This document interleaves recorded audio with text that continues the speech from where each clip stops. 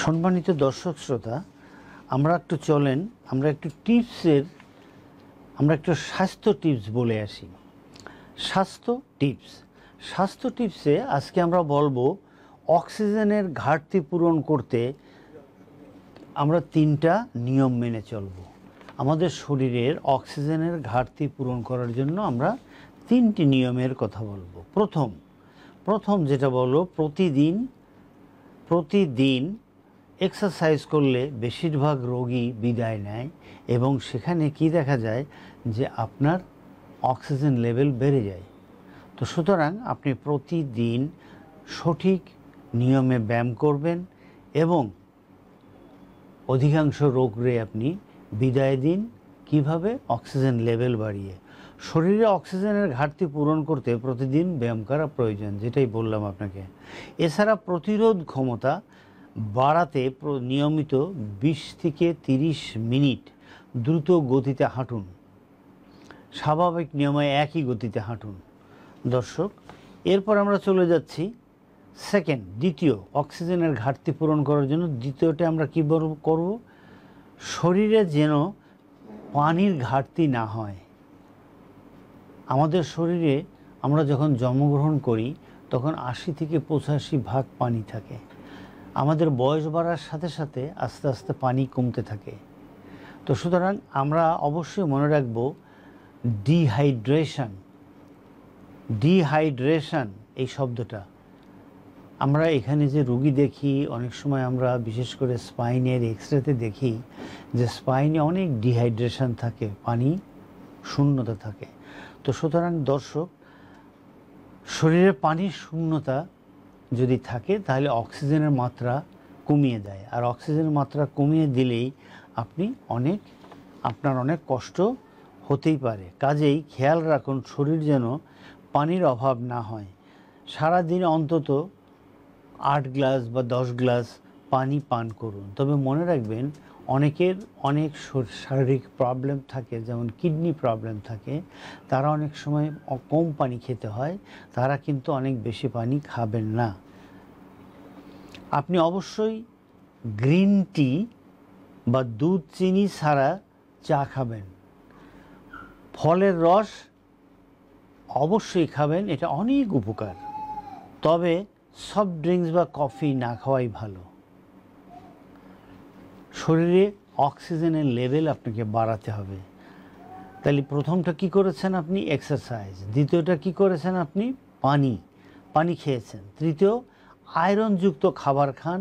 রোজকার যে খাবার ডায়েট থাকে সেই ডায়েটের জন্য আয়রনযুক্ত খাবার থাকে। আমাদের শরীর কিন্তু খাদ্যাভ্যাসের উপর নির্ভর করে। কাজেই রোগ প্রতিরোধ ক্ষমতা যাতে ঠিক থাকে সেজন্য সুষম খাবার খুব প্রয়োজন। এর সঙ্গেই রক্তে অক্সিজেনের মাত্রা বাড়ানোর জন্য প্রতিদিন আয়রনযুক্ত খাবার খাবেন। সবেদা, আপেল, পাতিলেবু, নানান রকমের ডাল, অ্যালমন্ড, খেজুর ইত্যাদি খাওয়ার অভ্যেস করুন। এতে দেখবেন আপনার অক্সিজেন লেভেল বেড়ে যাবে। তাহলে প্রথমটা হলো বেশিরভাগ সময় আপনি এক্সারসাইজ করবেন। দ্বিতীয়ত হলো পানি খাবেন। তৃতীয় হলো আপনার খাবারের একটা নিয়মের মধ্যে খাবার তালিকাটা একদম রাখবেন। দর্শক, আমরা একটু স্যালুট করি সিনিয়র সিটিজেনকে। Because of senior citizen we are here. দর্শক, because of my parents we are here. মনে রাখবেন দর্শক, মানুষের একটি স্বাভাবিক বৈশিষ্ট্য হলো রোগ বিমারিতে আক্রান্ত না হওয়া পর্যন্ত কেউ স্বাস্থ্য সচেতন হয় না এবং সুস্থ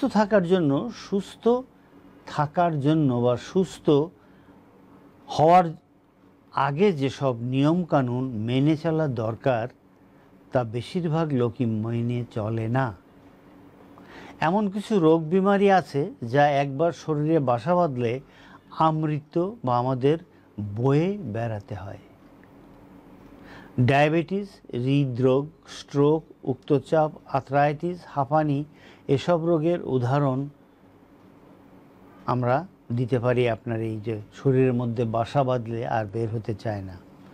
অথচ সময় মতো সচেতন হলে, পরিমিত সুষম খাদ্য খাবার খেলে, প্রচুর পরিমাণ পানি পান করলে, লাইফস্টাইল পরিবর্তন করলে এবং এক্সারসাইজ নিয়মিত এক্সারসাইজ করলে আপনি অনেক খারাপ রোগ থেকেই নিষ্কৃতি পেতে পারেন। সুতরাং সিনিয়র সিটিজেন, আপনি এবং আপনারা যারা আছেন তাদেরকে বলবো, আপনারা এখন যে কষ্টে আছেন সেই কষ্টকে চিকিৎসা করে দূর করতে হবে। আর যারা সিনিয়র সিটিজেনের দিকে যাচ্ছেন তাদেরকে বলবো, আপনারা সচেতন হন যাতে এই সমস্ত রোগবালাই আপনার শরীরে বাসা না বাঁধে। একটু মনে রাখতে হবে, ওষুধ ওষুধ ওষুধ, ওষুধের বিকল্প নাই। ওষুধ আমরা খেলে আমাদের শরীরে অনেক উপকার হয়, কিন্তু কোনো কোনো সময় ওষুধ আমাদের অনেক উপকারে আসে না। তো সুতরাং দর্শক, আমাদেরকে অবশ্যই ওষুধ সম্পর্কে সচেতন হতে হবে। যেমন আপনার বয়স 65 বছর, আপনার হাঁটু বাঁকা হয় না, পূর্ণ সোজা হয় না। এখন কোন ওষুধ খেলে আপনার এই হাঁটু পূর্ণ বাঁকা হবে, সোজা হবে? এক কথায় গবেষকরা বলছেন, মুখে খাওয়ার কোনো ওষুধ নাই, এই ওষুধের নাম হলো এক্সারসাইজ, এক্সারসাইজ, এক্সারসাইজ। সুতরাং আপনি এই ধরনের অসুখ হলে পুরোপুরি নির্ভর করবেন এক্সারসাইজের উপরে। ওষুধের নাম কি? এক্সারসাইজ। আমরা এখন শেষ টিপসে চলে যাচ্ছি। দুঃখজনকভাবে আমাদের দেশে এখনও বৃদ্ধদের স্বাস্থ্যসেবা দেওয়ার জন্য বিশেষায়িত চিকিৎসা সেবা কেন্দ্র বা বিশেষায়িত হাসপাতাল নাই বললেই চলে।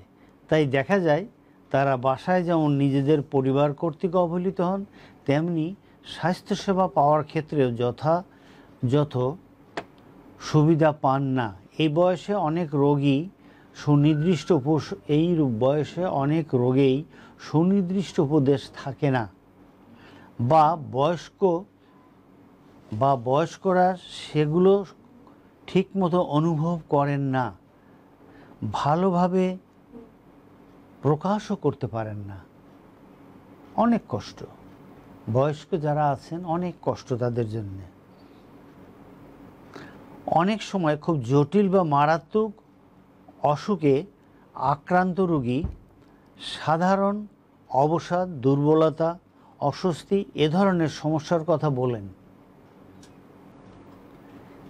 এমন ক্ষেত্রে পরিবার থেকেও নজর দেওয়া হয় না এবং আন্তরিকতা অনেক কম থাকে।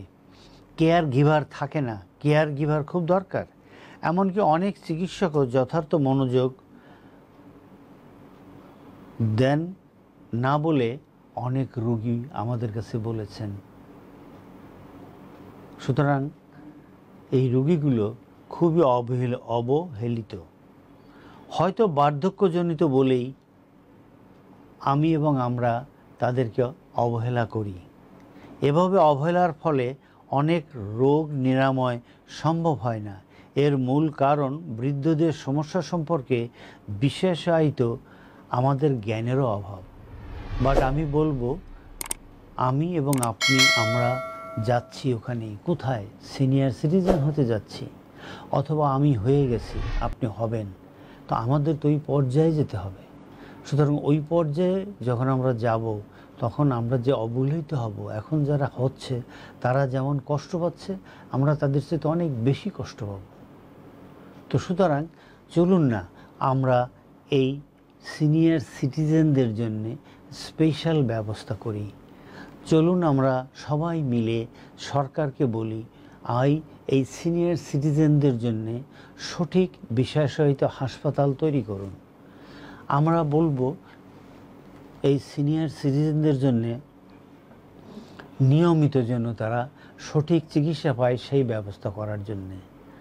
দর্শক, আজকে এ পর্যন্তই ছিল।